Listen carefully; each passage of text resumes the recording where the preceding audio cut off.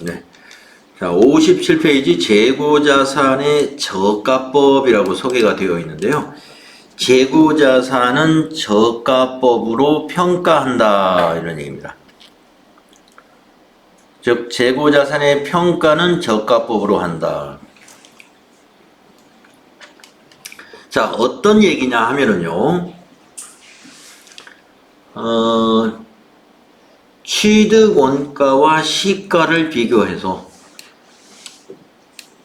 재고자산의 취득 원가와 시가를 비교해서, 그러니까 이 취득 원가는 우리가 이제 이런 선입선출법이라든가 이동평균법이라든가 총평균법이라든가 후입선출법을 가지고 재고자산의 금액이 결정이 되잖아요. 재고자산의 금액이.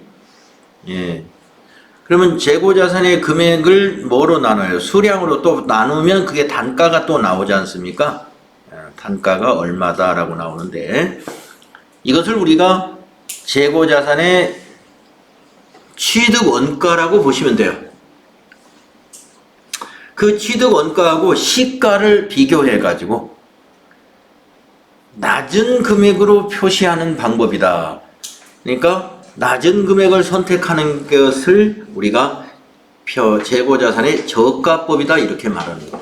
그러니까 낮은 금액으로 표시하니까 낮은 금액으로 평가한다는 말이 되는 건데요. 가령 취득 원가는 단가가 2,000원이 나왔는데 시가는 지금 단가가 1,500원이다라고 한다면 이건 어떻게 해요? 평가를 해야 된다 이거예요. 저가법으로. 낮은 가격으로 1,500원으로 표시를 해야 된다 이거. 낮은 금액으로 표시한다. 그러면 한 개당 500원씩 어떻게 돼요? 한 개당 500원씩, 개당 500원씩 평가 손실이 발생하겠죠? 가격이 떨어져 가지고 시중 가격이, 여기 지금 시가가 공정가치, 네, 시중 가격을 말하는 건데요. 재고자산은 저가법으로 평가하기 때문에 가격이 올랐을 때는 평가하지 않는다. 떨어졌을 때 평가한다. 이런 얘기입니다. 그래서 저가법을 이렇게 이해를 해 주셔야 돼요. 자, 그러면 더 자세히 보겠습니다. 저가법이 발생하는 사유가 어떤 것들이 있을까요? 네. 시가가 원가 이하로 하락을 할 수 있다라는 것은 어떤 경우에 그럴 수 있느냐면은 재고자산에 손상이 있었다든가 또 정상적인 영업주기 내에 판매를 하지 못했다든가 판매되지 않았거나, 이 말은 판매를 못했다는 거죠. 네. 그래서 정상적인 영업주기 내에 판매를 못하면 그게 이제 오래된 재고가 되니까 가격이 하락하는 이유가 원인이 될 수 있다 이런 얘기입니다. 또는 그보다 더 너무 오랫동안 재고가 되면은 그 정상적인 판매 시장이 사라져 버릴 수도 있어요. 정상적인 판매 시장이 가격이 그래서 폭락할 수도 있다 이런 얘기입니다. 네. 그래서 그것도 문제고, 또 완성하거나 판매하는데 필요한 원가가 상승을 해가지고 완성하거나 판매하는데 필요한 원가가 상승하면 그 제품을 제조업 같은 경우에 그 원재료를 이용해서 제품을 만들 이유가 없어지는 거죠. 이런 것 등이 저가법의 발생의 사유가 됩니다. 자, 요 사유는 참고로 교재에서 실어놨다고 보시면 되고요. 실제로는 저가법으로 그러면 회계 처리를 어떻게 하느냐, 여기서부터가 더 중요합니다. 자, 아까 말씀드린 대로 가격이 하락한 것을 재고자산의 평가 손실로 기록을 해야 되는데, 그 금액의 차이가 재고자산 평가 손실이라는 개정 과목을 여러분이 어떻게 이해를 해야 되느냐. 손실이니까 비용이죠. 네, 이 비용은 매출 원가에 포함되는 비용이에요. 자, 여러분 손익계산서의 비용이 매출 원가도 있고 판매 관리비도 있고 영업의 비용도 있고 법인세 비용도 있지 않습니까? 네 가지의 비용이 있죠. 여러분 손익계산서 구성 다 외우셨나요? 맨 위에서부터 매출액, 매출액에서 매출 원가 빼면 매출 총이익, 거기에서 판매 관리비 뺀 것이 영업이익, 영업이익에서 영업의 수익을 더하고 영업의 비용을 빼면 법인세 차감 전 이익, 거기에서 법인세 비용을 뺀 것이 당기순이익. 예, 이렇게 여러분 정리하실 수 있어야 됩니다. 자, 그런데 거기 그 중에 이제 손익계산서의 구성 중에 비용이 네 군데 나온단 말이죠. 맨 위에가 매출원가, 그 다음에 그 밑에 이제 판매 관리비 나오고, 저 밑에 영업의 비용 나오고, 맨 끝에 법인세 비용 나오죠. 그러면 이 재고자산 평가 손실이라고 하는 요 비용 개정 과목은 매출 원가다. 요거 잘 기억하셔야 돼요. 매출 원가다. 원래 매출원가는 이렇게 계산한 건 아니지만 이것이 재고자산 평가 손실 처리하면 매출원가에 더해진다고 생각하시면 돼요. 매출원가에 더해진다. 그래서 만약에 아까 한 개당 500원의 차이가 났다. 그러면 재고자산 평가 손실이 500원이에요. 그리고 대변은 재고자산 평가 충당금이라고. 우리 대손 충당금 했듯이 무슨 충당금 하면은 자산의 차감 계정입니다. 그래서 요 재고자산 평가 충당금은 재고자산의 차감 계정이죠. 대손 충당금은 매출 채권의 차감 계정이었죠. 그래서 재고자산 평가 충당금 하면은 재고자산에서 빼주는 역할을 해요. 자산 감소나 마찬가지예요. 차감 계정이라는 것은 감소 계정이다 이거죠. 감소. 그래서 자산이 대변에 적히면 어떻게 돼요? 감소가 되죠. 그래서 이 거래는 비용 발생 자산 감소. 평가가 하게 되면 재고자산 평가하게 되면 비용 발생 자산 감소. 근데 여기 비용 개정 과목은 재고자산 평가 손실이고 비용은 매출 원가에 해당되고 대변의 재고자산 평가 충당금은 자산의 감소이고 재고자산에서 빼주는 계정이다. 이렇게 이해하시면 됩니다. 회계처리 요거 기억합니다. 개정 과목이 좀 어려워요. 개정 과목이 길고 어렵기 때문에 금방 잊어버립니다. 네, 뭐 오늘 일단 잘 기억을 해보시고 잊어버리면 다음에 또 문제 풀 때 다시 이런 문제를 만나게 되면 그때 또 다시 기억을 해내면 됩니다. 자, 그런데 그 밑에 보시면은 순실현 가치로 평가한다는 말이 있어요. 순실현 가치로 평가한다.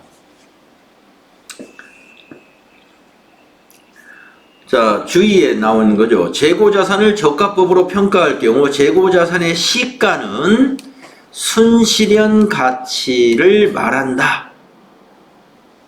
예, 순실현 가치를 말한다. 또 처음 들어보는 말이에요. 순실현 가치는 그럼 뭔데요? 여기 밑에 설명이 나오죠. 순실현 가치는 시가에서, 이 공정가치가 시가인데 시가에서 뭘 빼주느냐? 판매에 소요되는 비용을 뺀 것이다. 차감한 것이다. 그래서 순실현 가치를 가지고 평가를 해야 되는데 순실현 가치는 공정가치, 즉 시가에서 빼기 판매비용, 판매비용. 지금 처음 나오는 용어입니다. 순실현 가치.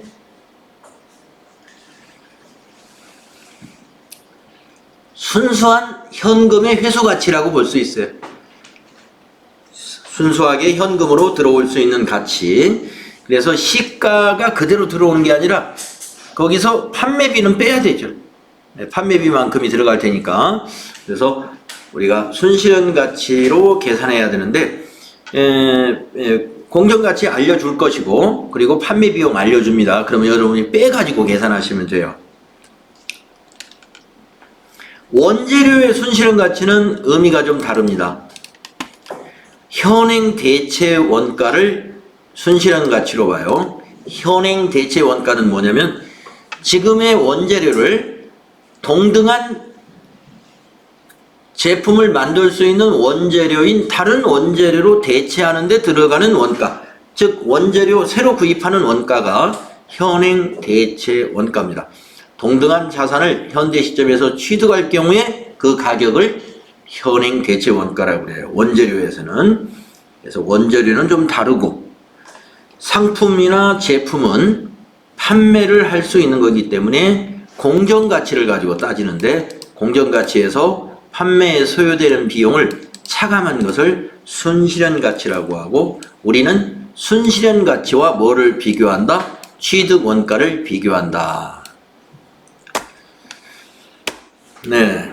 요 문제에 관련되는 문제, 이제 뒤에 데이터 있는 것이 있으니까요. 그때 또 다시 한번 정리하도록 하겠습니다. 자, 그런데 두 번째.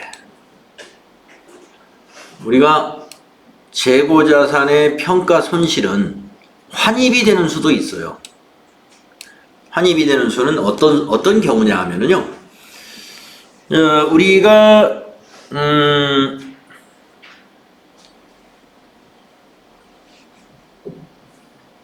1,000원대 매입을 했어요. 단가가 1,000원이었을 때. 그래가지고 기간이 흘렀습니다. 2019년 때 1,000원이었는데 2020년 결산 때 가격이 이렇게 하락을 했어요. 가격이. 그러면 이때가 얼마냐면 800원이 되었습니다. 동그라미처럼 보이네요. 800원. 그래서 지금 가격이 하락했다고 이렇게 하락을 했습니다. 그러면 2020년도에 800원이 순실현 가치라고 볼게요. 그러면 200원이 하락했으니까 차변에 2020년도에 우리가 차변에 재고자산 평가 손실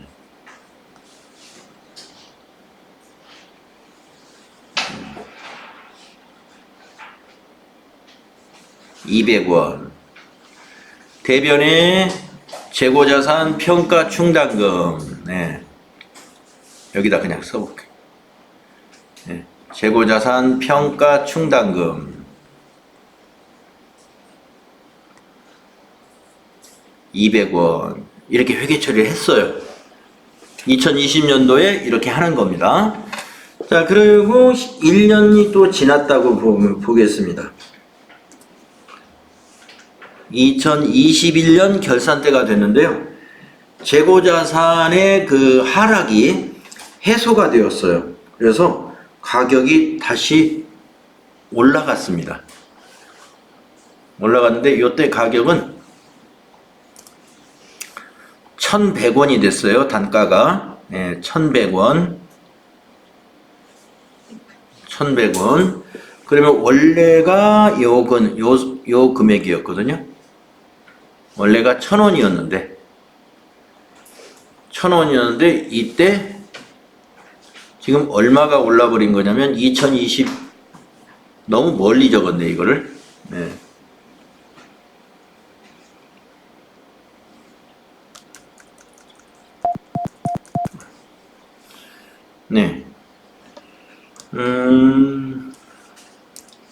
이 선이 안 맞아서 지금 여기라고 보겠습니다. 1,100원이 지금 여기가 지금 1,100원. 여기가 1,100원. 요 지금 2021년도입니다. 2021년도. 그러면 전체적으로는 지금 300원이 올랐죠. 300원. 가격이 800원에서 작년보다 지금 300원이 올랐어요. 그런데 원래는 얼마였냐면은 최초에 1,000원이었습니다. 그래서 이 처음에 1,000원하고 1,100원은 이제 100원 차이가 오는 거죠. 여기서는 100원이 오른 거죠. 100원. 그림이 조금 이게 좀 이 차이가 별로 없어가지고 여러분 좀 미안한데 여기가 100원, 여기 전체 다 합치면 300원, 예, 여기는 200원이 되겠죠. 여기는 200원. 자, 전체 금액이 300원이 올랐지만 환입은 얼마만 반영하냐면요. 요 200원만 반영할 거예요. 최초의 장부 금액, 이 1000원까지만 환입을 시킵니다. 자, 재고자산의 평가 손실이 해소가 되어서, 자, 요 세 줄을 이제 읽으면서 이 그림을 여러분이 같이 보시면 됩니다. 저가법의 적용에 따른 평가 손실을 초래했던 상황이 해소되어 새로운 시가가 장부 금액보다 상승한 경우에는, 자, 2020년도에 장부 금액 800원이 돼버렸단 말이에요. 그래서 이렇게 회계 처리를 이미 했어요. 그런데 2021년도에 300원이 상승을 해버렸습니다. 그래서 상승한 경우에 최초의 장부 금액을 초과하지 않는 범위 내에서, 자, 최초가 2019년도예요. 예, 그때가 1000원이었단 말이에요. 초과하지 않는 범위면 200원만 얘기하는 거예요. 예, 초과하지 않는 범위 내에서 평가 손실을 환입한다. 예, 환입은 여기 200원만 해당된다, 이런 얘기입니다. 옳은 거 다 해주는 게 아니고, 그래서 어떻게 회계 처리를 또 하느냐. 재고자산 평가 손실을 환입할 때는요, 차변에 이 재고자산의 차감 계정인 재고자산 평가 충당금 차변에 기록해가지고 자산을 다시 증가시키면 돼요. 근데 얼마만 증가시켜요? 200원만. 최초에 1000원이 될 때까지만. 그리고 대변에는 개념과목이 재고자산 평가 충당금 환입이라고 기록합니다. 이 재고자산 평가 충당금 환입은 매출 원가에서 차감을 해줘요. 아까 재고자산 평가 손실은 매출원가의 비용으로서 매출원가에 가산을 한다고 그랬죠. 재고자산 평가 충당금 환입이라는 개념 과목은 매출원가에서 이제 빼주어야 되겠죠. 200원을 빼줍니다. 네. 자, 이렇게 환입 시 회계 처리 이렇게 한다는 거. 네. 환입 시 회계 처리 요거 기억을 해주시면 되겠는데요. 환입할 때 회계 처리는 시험에 그렇게 많이 나오진 않는데, 평가에 관한 회계 처리, 그 위에 있는 분계 있죠? 그거는 제법 나오는 편입니다. 그걸 알아두시고 이 분계 기억을 해 주십시오.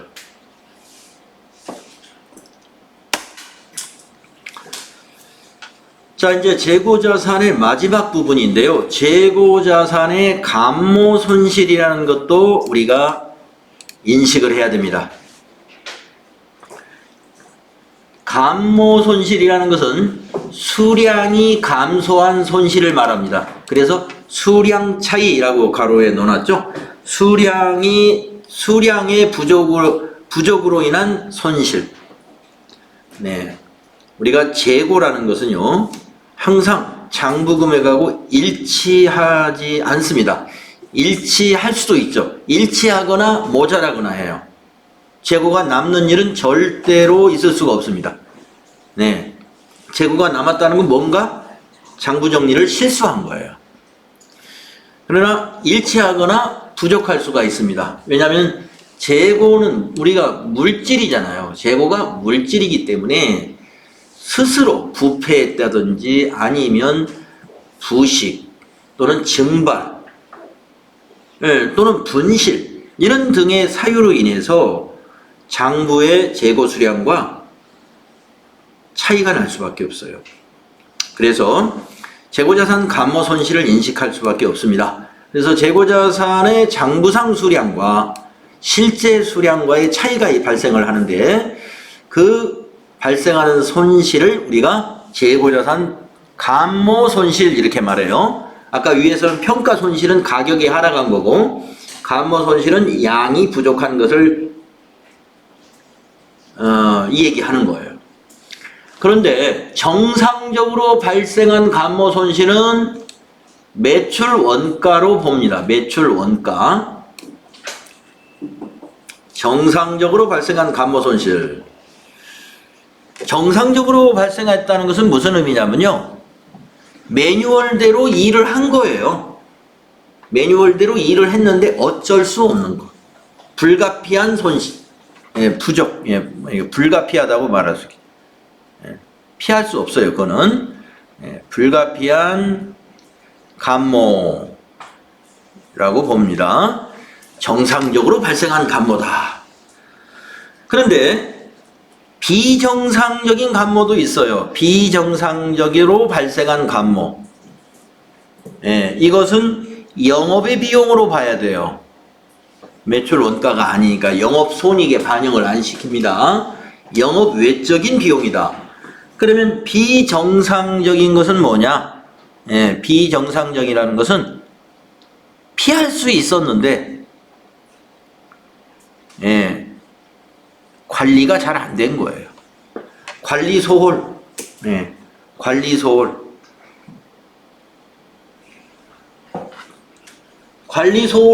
관리를 제대로 안 하면 어떻게 됐습니까? 뭐 물건들이 어떻게 부식도 되고 부패도 될 수가 있고 그런 거죠.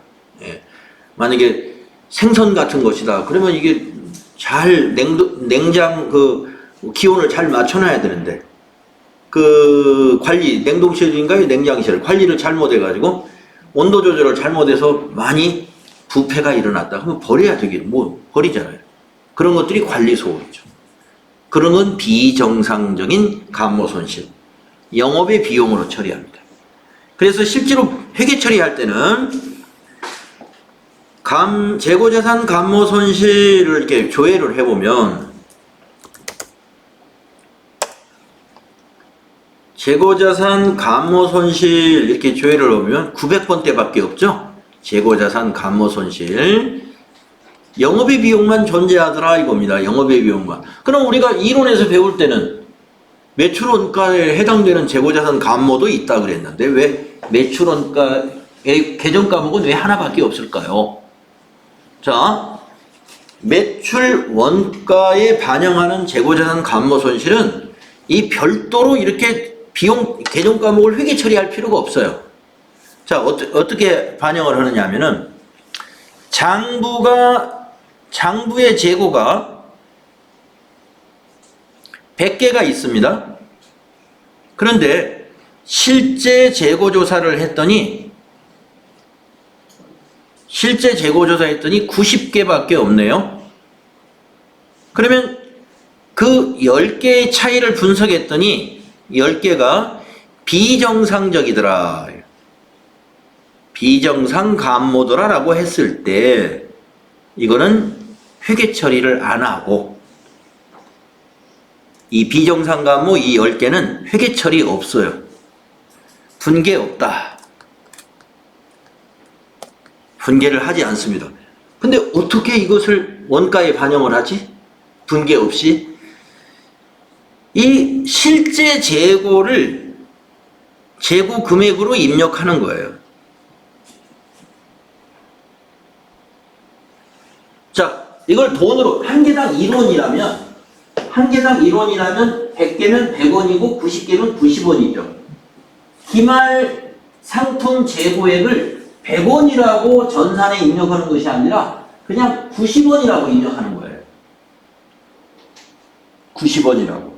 그러면 매출원가를 구하는 공식이 어떻게 되죠? 기초상품 재고액에다가 단기상품 매입액을 더해가지고 기말상품 재고액 요거 90원을 빼준단 말이에요. 90원을 빼주니까 자연히 매출원가에 요 10원만큼이 반영돼 버린 거죠. 100원을 빼줬다면 매출원가가 10원 더 줄어들겠죠. 그런데 90원만 빼준다. 전산에 입력할 때 실제 재고 금액을 전산에 입력합니다. 재고 금액을 입력할 때 여기 실제 재고 금액을 입력한다 이 말이에요. 전산에. 그렇게 되면 매출원가에 자연스럽게 별도의 회계 처리 없이 매출원가에 반영이 되는 거. 그래서 여러분이 나중에 이제 뒤에 문제 나올 때 FAT 1급에서는 그렇게까지는 잘 안 내는 편인데 TAT 2급은 무조건 나옵니다. 재고를 보여줄 때 장부 재고 얼마, 실제 재고 얼마 또는 수량으로든지 금액으로든지 알려줘요. 그러면 여러분은 또 수량으로 만약에 알려줬으면 몇 개는 정상이고 몇 개는 비정상이다 이렇게 알려줍니다. 그러면 비정상적인 것은 아유 제가 여러분 미안합니다. 지금 이거 정상이 예. 아유 자 여기 지금 비정상이라고 해놓고 지금 분기 없다고 한 거 이거 다 제가 실수한 거예요. 비정상적인 거는 분개해야 돼요. 왜? 영업의 비용이니까. 예. 자, 비정상적인 것은 영업의 비용 처리한다고 그랬죠? 아까 우리 여기 지금 요 939번 이게 뭐예요? 영업의 비용이잖아요. 이거 비정상적인 거. 비정상 감모는 회계 처리, 분개 있어요. 12월 31일자로 차변의 재고자산 감모 손실 얼마, 대변의 재고가 상품이면 상품 얼마 이렇게 회계 처리해야 돼요. 그런데 회계 처리 안 하는 것은 정상 감모를 안 합니다. 정상 감모는 회계 처리 없이 10개가 정상이었다라고 한다면 90원이라고 전산에 재고 금액을 입력해버리면 요 차이 10개는 원가에 반영되게 돼 있다. 왜? 우리 매출원가 공식이 프로그램이 어떻게 되어 있냐면 기초상품 재고액에다가 단기상품 매입액을 더해서 이걸 빼준단 말이죠. 기말상품 재고액을. 이걸 빼가지고 매출원가를 계산하기 때문에 정상감모는 회계 처리 없이 분개 없이 입력으로서 끝낸다. 그럼 입력을 하고 나면 분개는 어떻게 되느냐? 자동 분개가 만들어져요. 그래서 그 자동 분개하는 거 나중에 실무할 때 매출원가가 자동으로 분개가 만들어지는 것을 우리가 경험하게 됩니다. 네. 자, 그래서 실무할 때는 재고자산 감모 손실이 영업의 비용 하나밖에 없다는 거, 정상 감모를 회계 처리하려고 여기 찾아야 없다는 것이죠. 그거는 우리가 나중에 여기에 결산자료 입력이라는 곳에다가 입력할 때 만약에 원재료에서 기말 원재료 재고액이 정상감모가 있었다면 기말 원재료 재고액에다가 여기다 입력할 때 실제 재고액을 입력한다 이겁니다. 실제 재고액. 장부 재고액을 입력하는 것이 아니라. 제품이나 상품도 마찬가지예요. 기말 제품 재고액을 여기다 이제 입력하거든요. 결산할 때 쓰는 자료다 해서 결산 자료 입력이에요. 이때 이제 여기에 기말 제품 재고액을 넣는데 장부 금액을 넣는 게 아니라 실제 금액을 입력한다. 실제 금액, 재고 금액을. 그렇게 되면서 어떻게 돼요? 자연스럽게 원가에 반영이 된다. 네, 그렇게 알아두시면 됩니다. 그래서 재고자산 감모 손실의 수량 차이인데 두 가지가 있습니다. 매출원가에 가산되는 것과 영업의 비용으로 분류되는 것이 있다. 그거예요.